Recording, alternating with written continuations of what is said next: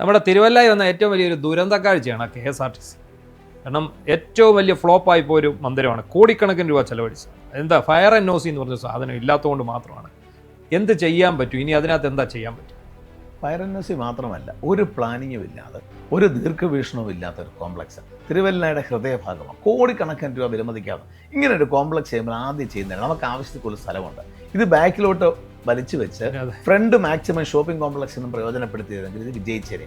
ഇതിപ്പം പണിതിരിക്കുന്ന 1,00,000 സ്ക്വയർ ഫീറ്റിൽ 30,000 square feet മാത്രമേ ഉപയോഗിക്കുന്നുള്ളൂ. ഞങ്ങൾ കണക്കെടുത്തു. 70,000 സ്ക്വയർ ഫീറ്റ് ഉപയോഗിച്ചു. സിനിമാ തിയേറ്റർ സഹിതം കിടപ്പുണ്ട്. സിനിമാ തിയേറ്റർ ഉൾപ്പെടെയുള്ള പ്രോജക്റ്റാണ്. ബ്ലസ്സി അടക്കം ഞങ്ങൾ നേരിട്ട് ചേർന്ന് ഏതെങ്കിലും കമ്പനിയെ കൊണ്ടോ വ്യക്തികളെ കൊണ്ടോ എടുപ്പിക്കാൻ ശ്രമിച്ചപ്പോൾ സിനിമാ തിയേറ്റർ പ്രവർത്തിക്കുവാനുള്ള ഉയരമോ അതിന് സ്പെസിഫിക്കേഷനോ ഈ പറയുന്ന ബിൽഡിങ്ങിനില്ല. ഇപ്പോൾ ഒരു കൾച്ചറൽ സെന്റർ അവിടെ തുടങ്ങുന്ന ശ്രമം ഞങ്ങൾ നടത്തിക്കൊണ്ടിരിക്കുക. ആരും എടുക്കാനില്ല. 150 രൂപ 100 രൂപ പറഞ്ഞിപ്പം 75 രൂപ വന്ന് KSRTC നിൽക്കുകയാണ്. നിങ്ങൾ ഓർക്കണം, 70,000 സ്ക്വയർ ഫീറ്റ് ആണ്. അത് ഈ സംസ്ഥാനത്തിൽ ഏറ്റവും കൂടുതൽ ബാധ്യത ഉണ്ടാക്കുന്നത് ഈ KSRTC കോംപ്ലക്സാണ്. അതിന് മറുപടി പറയേണ്ടത് മുൻ ജനപ്രതിനിധി അന്നത്തെ ഗവൺമെന്റുമാണ്. അത് BOT ആയിരുന്നു.